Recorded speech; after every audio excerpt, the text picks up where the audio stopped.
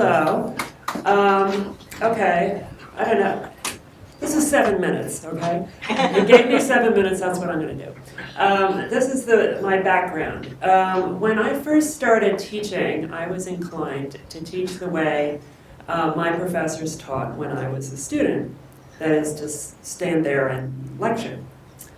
Because that practice, that teaching practice, happens to be perfectly accessible to a blind student, such as I was. Because it relies on the student's oral comprehension skills, memory, and so forth. However, when I became a professor, I learned that my students are not made in my image. That is to say, the vast majority of my students are not blind. The vast majority of my students are sighted. And so benefit from different types of visual aids to enhance and illustrate what I'm saying verbally. So I use such things as PowerPoint and other things. I think of PowerPoint actually as assistive technology for sighted people. Okay, that's the background. The particular pedagogical issue that I designed something to address is the issue of student participation and engagement in what we're doing in the classroom. And this is a technique that I use specifically in what we call in the English department medium-sized lecture classes, that is, the classes of about 50 students or so. And because I believe that active engagement rather than passive consumption is beneficial to students, I offer students a variety of opportunities to participate in what we're doing in classrooms from day to day. The classic method is simply to speak up, okay, so that they can answer my questions, they can ask questions, they can share their observations, they can engage in debate with each other, whatever. But I've learned that in a class of 50 students, typically there are only about a dozen who are willing and able to do that on a regular basis. That there are a lot of students who, for a whole variety of reasons, are not willing, able, or comfortable speaking in front of a class of that size. And so I've come up with various techniques to accommodate those students. And this particular one is very old school, very low tech, and very low cost. And what it is what I call scribing. Okay. So the way it works is at the beginning of class, I ask for a student to volunteer and come up here and write on the board. Is there a board here? No. No.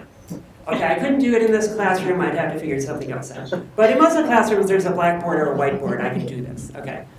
So in the first couple of weeks of class, I'm kind of directive about this. I give them instructions, I say, write this down, underline that, draw an arrow over there, circle that word, whatever. But then after the first couple of weeks, I just sort of let them do whatever it is that they would do if they were writing notes in their notebook. Okay. And then I incorporate a couple of minutes at the end of class to sort of review what's on the board.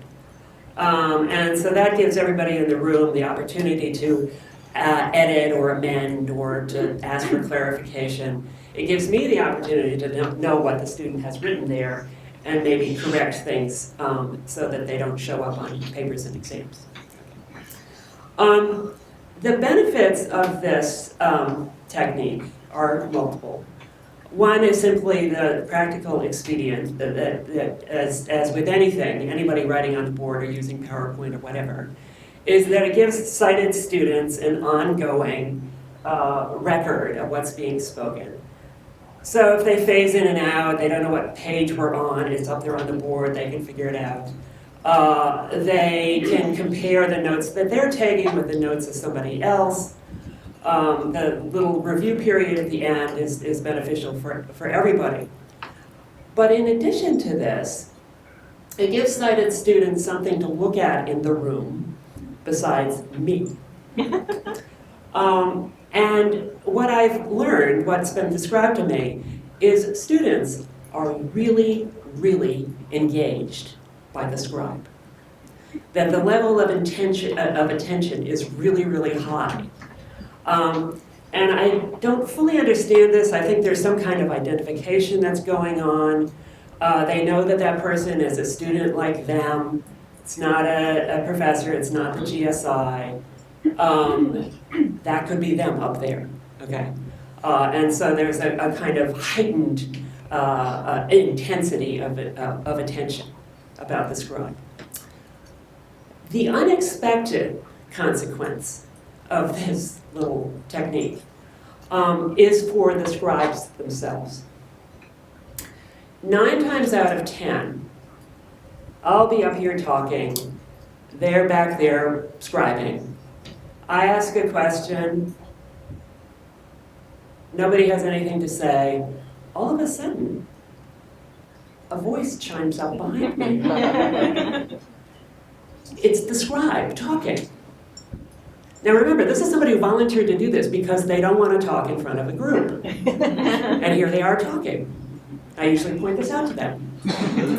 And again, I don't fully understand what's going on here, but I think what it is that when students get up from the audience space of the classroom and cross the fourth wall into the performance space at the front of the room, they feel a kind of empowerment, a kind of ownership, a kind of allegiance with me, that suddenly it's not just my lecture, suddenly it's my lecture enhanced and enabled by their interpretation.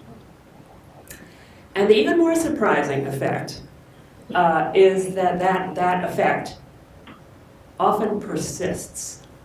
So the next class, the scribe is now sitting back in the audience.